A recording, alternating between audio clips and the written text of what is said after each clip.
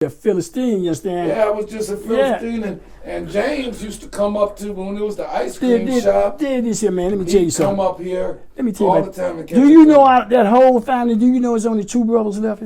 And did you know Prince? Yeah. Prince got 10. Yeah, I know. Yeah, he wasn't a nephew. You understand? But I'm talking about, you understand, them motherfuckers, man. It was about 9 of them brothers.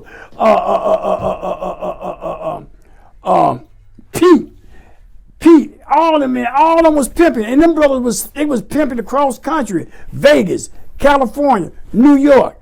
That's the kind of pimping them niggas was doing. And when they were down there in Memphis. Yeah, I know doing that bag when he was dealing with the Pakistanis and Eddie was over French Road, Fat Frank, they was moving. 30% of it was dealing down in Memphis. I know it. They was getting money. I know it. They was getting money down in Memphis. But and then James, not James Bill, you understand, you know, he had messed around there and got him a doctor. And he had started, got the pharmacy, you understand? Yes, and there, you understand, he had bought a big house out in Sherwood Forest, you understand? And like I said, he messed around there, must have been around the wrong people, man. Somebody shot him and threw him out on 8 Mile. Wow. That's what happened to Bill. Yeah. But James is on pills? Pills, yeah. James, you understand, he's still living.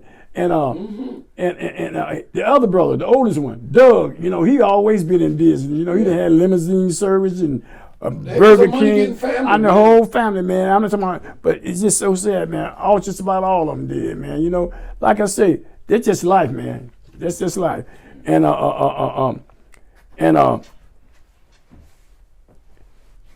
James, not James. Then they got, you understand, cousins. Cousins, they're close to them. Mm-hmm. Now you gonna surprise you. Scotty Red, they first cousin. Is that right? Yeah. Scotty Red and X, and I run into X. No, it was been years. And then getting to somebody else was on my mind. I didn't know Demetrius personally, but his main man is my man right today. I mean, this guy here was his right hand. His name is Big Jim. He famous. I know a Big Jim. Yeah, you know he been had after-hour joints. You understand? Forever gambling joints. You know, and like I said, you understand, he was Demetrius' right hand. Wow. You know, and getting to those after-hour joints. The police, you understand, when I used to hang, Eddie didn't go to no after-hour joints. I was the one that go at night. I mean, because I was at that time, man, all I was doing, man, was partying, you understand, being up all night. You understand, after I get through dropping him off at night, then I started partying. I'd go in every after-hour joint, not all of them, because certain of them I just didn't go to. Because there still was a lot of, you understand, shady motherfuckers out there, you know. And the Ponderosa, what the police used to do, like, whatever car, they just about know what cars belongs to the crew of Eddie Jackson. If I park in front of that, the Ponderosa, and the certain police that ride by and see my car, they'll come knock on the door and say, "Is Black Butcher here?" And half the time they don't even open the door. They'll come and tell me, say, "Man, the police outside want you." I say, "The police?" He said, "Yeah." They say, "If you don't come out, they're gonna come in." And so I would go outside, they would stop me, man, and at that time they were selling those police field state tickets, and they make me buy all of them. I mean, every time they would sell them, if they see my car somewhere, they'll make me buy all of them. I had to stop parking the car at certain places because they see the car. They know you got to be somewhere close. That's right. And that's the truth, man. I couldn't go nowhere in certain cars. Wow. Because they would pull me over. Some of them just want to look in the car to see how it looked and all that shit. Because at that time we had phones in all the cars. That was back in the 70s. In the late 60s and the early 70s, we had phones in all the cars. That's a fact. And then, like I said, I can go from on and on with different stories. Let me tell you about another story. I was coming back from New York, and that was my thing, transporting drugs, you understand, from different states. And I had came in one night. I was going on Prairie and Curtis. It was about 3 o'clock in the morning. I don't know what had happened, you understand, but when I got ready to turn on Prairie, the police, you understand, flicked me over. I couldn't stop because I was loaded. I just got back from New York. And so I was, you know, me and Eddie had that, I had two Trans Am, 274 Trans Am. They was the pace cars back in '74. And plus two, we had just put them in a Porterfield, Wilson. They had swooped them up.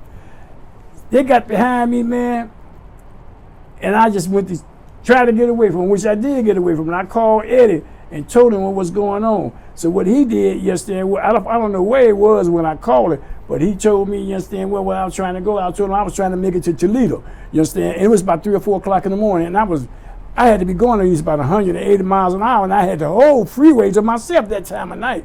And like I said, I did get away, and he met me in Toledo. That was the incident that happened, you know. The police chased you all the way to Ohio? All the way, you understand? I lost their heavy. They was out of sight. Out of sight. You can cut that.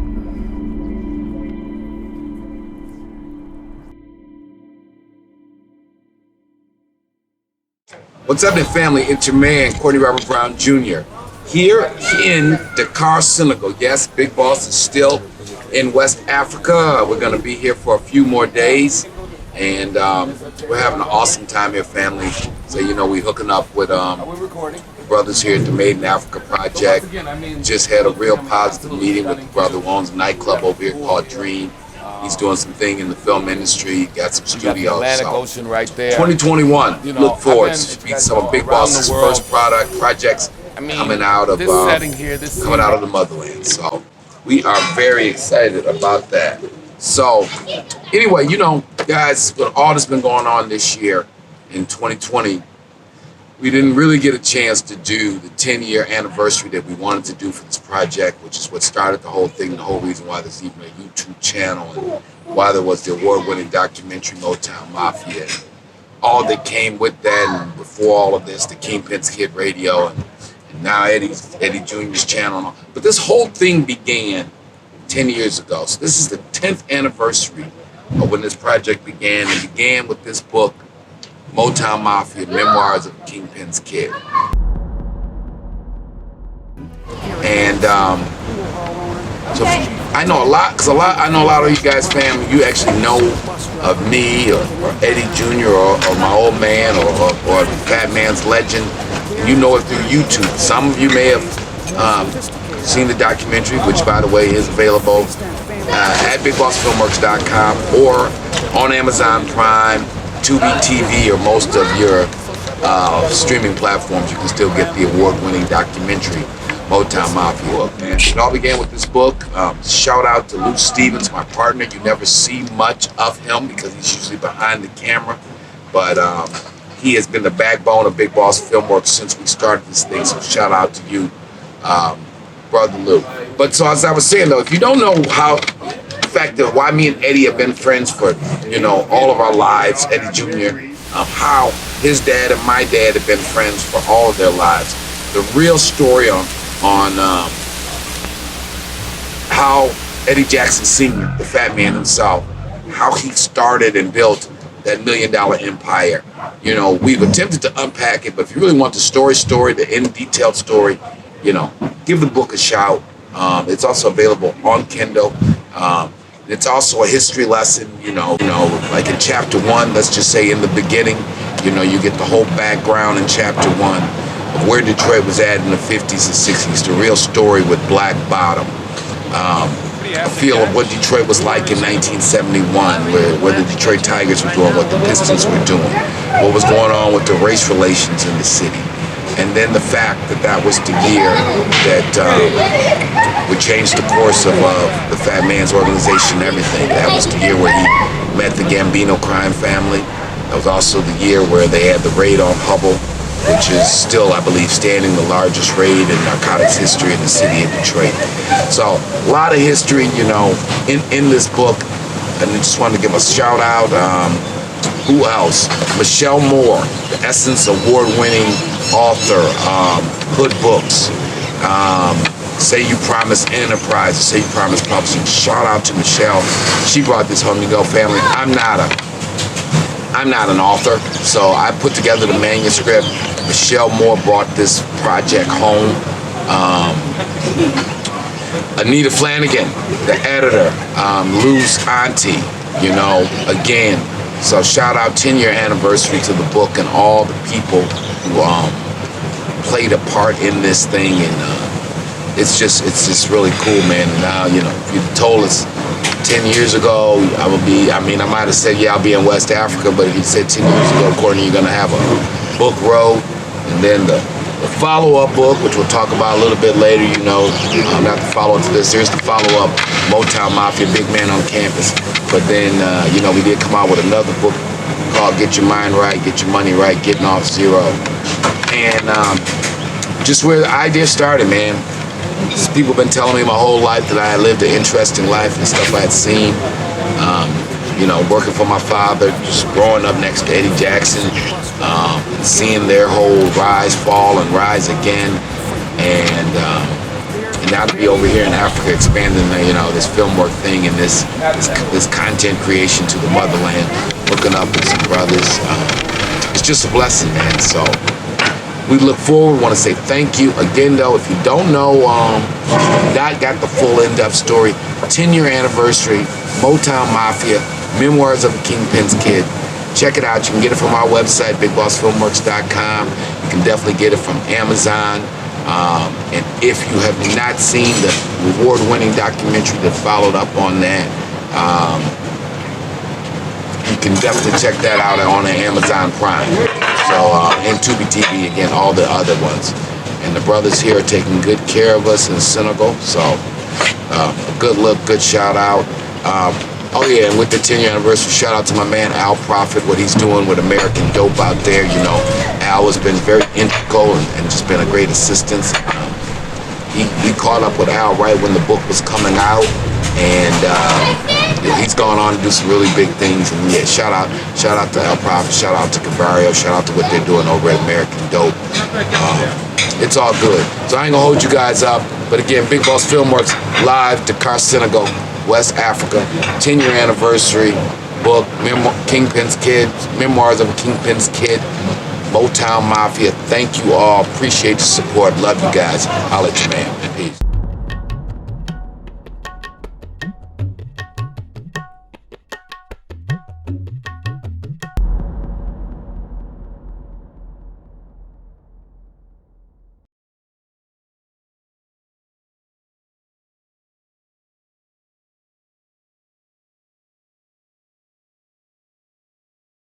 I talked to Jap yesterday. Did you talk to Jap yesterday? I talked to Jap yesterday. Uncle Jap doing? He was down there. He stayed. said, remember from the movie, from the documentary, Jap was saying him and C. Dale was some of the first ones. They was the first two, started selling out the joints. Sure was. What's happening, you tight motherfucker over there? You called him just right. Huh? That's all right. You all right, man? I love you. I don't give a fuck how tight you. You still my man. Been waiting on you, baby. You all right? What's been happening? Man, everything all right. When I called you the other day, man, the reason why I called back. Hey, call back. No. Hey, hold on. Somebody want to talk to you, man. Courtney. I ain't heard from you, man. What's up? I seen Philistine, though, Bobo at. That was my woman. She was asking about you. That was my woman. Up in Jean Place again. That was my. She cool with them. What up, Uncle Jap? Oh, no, man. Oh, You all right? I'm waiting on that second shot. Courtney Jr. Oh, you getting it, huh? Yeah, I'm going to get the second shot. I gotta get the first. Man, everything. I gotta get the first. As you see, we still trying to keep it going. Here's the joke. We got to keep it going till we can get to that bag that the white folks need to Ask give him when us. can you get with him? You see, look at me. Look at me. But I want to go a little bit more into the story, man. I know you got a lot of memories from the day, and not just on Eddie, but the whole scene from back then. When can we get together?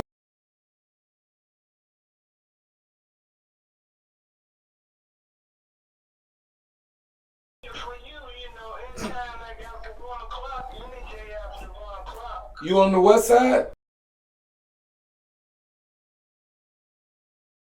Place from us then. So like a store right over here. About how many stories you got out there, sir?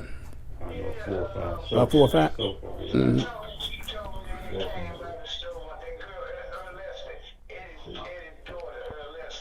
Yeah.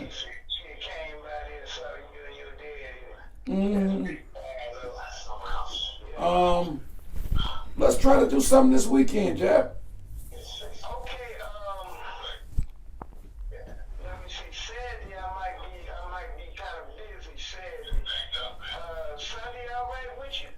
Sunday, yeah. All right, I'm gonna give you a call for sure. I'm gonna do that. So look for me to hit you up after church hours on Sunday. All right. Appreciate it. All right, you hear from me Sunday. All right.